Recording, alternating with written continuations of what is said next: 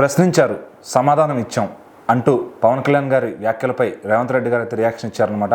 So అసలు ఆయన ఏం ప్రశ్నిస్తే ఈయన ఏం రియాక్షన్ ఇచ్చారు? రీసెంట్గా పవన్ కళ్యాణ్ గారు చేసినటువంటి వ్యాఖ్యలు తెలంగాణ రాష్ట్ర వ్యాప్తంగా జనాలందరూ కూడా ఆయన పైన విరుచుకుపడుతూ ఉన్నారు. మా తెలంగాణనే ప్రశ్నిస్తావా, తెలంగాణ అస్తిత్వాన్ని ప్రశ్నిస్తావా అంటూ చాలా మంది కూడా ఆయన మీద ఫైర్ అయ్యారు. ఇప్పటికి కూడా నీ అయ్య జాగిరి అంటున్నావు తెలంగాణ, బరాబర్ మా అయ్య జాగిరి అంటూ చాలా మంది కూడా మాట్లాడుతూ ఉన్నారు. అయితే పవన్ కళ్యాణ్ గారు మాట్లాడేటువంటి ఆ మాటలకి, ఆయన అడిగినటువంటి ప్రశ్నలకి సీఎం రేవంత్ రెడ్డి గారు రీసెంట్గా సమాధానం చెప్పారు. ప్రజెంట్ ఆ వీడియో సోషల్ మీడియా మొత్తాన్ని కూడా ఊపేస్తూ ఉంది. అండ్ అసలు ఆంధ్ర తెలంగాణ అంటే ఈ యొక్క వివాదం అనేది ఎక్కడి నుంచి స్టార్ట్ అయింది, అసలు ఇప్పుడు ఎందుకు వచ్చింది, రాష్ట్రం విడిపోయి 12 ఏళ్ళు అవుతుంది, 12 ఏళ్ళ తర్వాత మళ్ళీ ఎందుకు ఆ వివాదం అనేది తెరపైకి వచ్చింది, ఎవరు తీసుకొచ్చారంటే ఈ వివాదం అంతా కూడా ప్రొఫెసర్ నాగేశ్వరరావు గారి దగ్గర స్టార్ట్ అయింది. ఆయన ఎప్పుడైతే ఒక విశ్లేషణ చేశారో, పవన్ కళ్యాణ్ గారు, నాదెండ్ల మనోహర్ గారు అమిత్ షాని కలిసి జగన్మోహన్ రెడ్డిని అరెస్ట్ చేయించడానికి కుట్ర పన్నుతున్నారు అని చెప్పేసి మాట్లాడారు.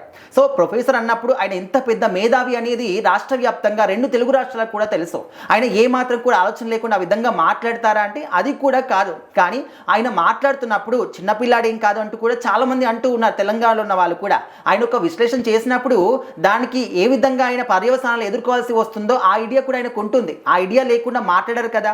సో అంత బాగానే ఉంది, మాట్లాడారు. మళ్ళీ మాటలు వెనక్కి కూడా తీసుకుంటున్నానని చెప్పేసి చెప్పారు. కానీ చెప్పినప్పటికీ కూడా మళ్ళీ సోకాల్ జర్నలిస్టులు అందరినీ కూడా తీసుకెళ్లి ప్రెస్ క్లబ్లో ఎందుకు ప్రెస్ మీట్ పెట్టారు, అక్కడ నుంచి స్టార్ట్ అయింది. వాళ్ళందరూ కూడా పవన్ కళ్యాణ్ గారిని రకరకాలుగా దూషించడం, తిట్టడం ఇదంతా కూడా చేశారు. ఇంకా అక్కడ నుంచి ఊపందుకుంది. అక్కడ నుంచి ఇంకా తెలంగాణ, ఆంధ్ర అని చెప్పేసి ఆంధ్ర వాళ్ళు ఇక్కడ అంటే రకరకాలుగా అందరూ కూడా మాట్లాడుతూ ఇప్పుడు రాష్ట్ర వ్యాప్తంగా ఇదంతా కూడా పాకిందన్నమాట. దానికి తోడు పవన్ కళ్యాణ్ గారు తెలంగాణ ఫార్మేషన్ డే రోజు తెలంగాణలో హైదరాబాద్లో మీటింగ్ పెట్టుకోవడానికి శాంతి భద్రతల దృష్ట్యా మనకైతే ఇక్కడ ఆయన మీటింగ్కి పోలీసుల నుంచి కావచ్చు, గవర్నమెంట్ సైడ్ నుంచి కావచ్చు పర్మిషన్ అయితే రాలేదన్నమాట, క్యాన్సిల్ అయింది.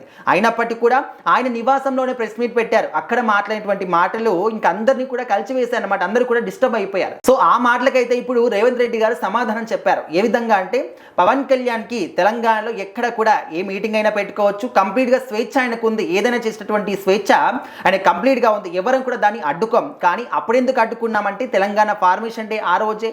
సో తెలంగాణ రాష్ట్ర వ్యాప్తంగా కూడా సంబరాలు చేసుకుంటూ ఉంటారు, సభలు జరుగుతూ ఉంటాయి. సో మరి ఈరోజు ఆల్రెడీ ఒక వివాదం నడుస్తుంది. అలాంటి క్రమంలో ఇక్కడ వచ్చి మీటింగ్ పెడితే ఖచ్చితంగా శాంతి భద్రతలు అనేవి దెబ్బతింటాయి కాబట్టి అందుకోసం మాత్రమే నిరాకరించామని చెప్పేసి దానికైతే సమాధానం చెప్పారు. అండ్ దానికి తోడు ఆయన అడిగినటువంటి ప్రశ్నలు ఏవైతే ఉన్నాయో వాటికి ఆల్రెడీ మంత్రి పొన్నం ప్రభాకర్ గారు అయితే సమాధానం చెప్పారని అనుకుంటున్నాము. సో అది కూడా ఆల్రెడీ పవన్ కళ్యాణ్ గారు వినే ఉంటారు. సో ఇంకా ఇది ఇక్కడితోని సమాప్తం అన్నమాట. సో ఆయన ఎక్కడైనా పోటీ చేసుకోవచ్చు, ఎక్కడొచ్చైనా మీటింగ్ పెట్టుకోవచ్చు, దాన్ని ఎప్పుడు కూడా మేము స్వాగతిస్తాము, ఎప్పుడు కూడా అడ్డైతే పడము అని చెప్పేసి రేవంత్ రెడ్డి గారు చెప్పారు. సో ఇక్కడితోని ఒక వివాదానికి తెరపడిందని చెప్పేసి అనుకుంటున్నారు. మరి చూడాలి రానున్న రోజుల్లో పవన్ కళ్యాణ్ గారు తెలంగాణ రాష్ట్ర వ్యాప్తంగా ఏ విధంగా తన పార్టీని బలోపేతం చేయబోతున్నారు ఏంటనేది చూద్దాం.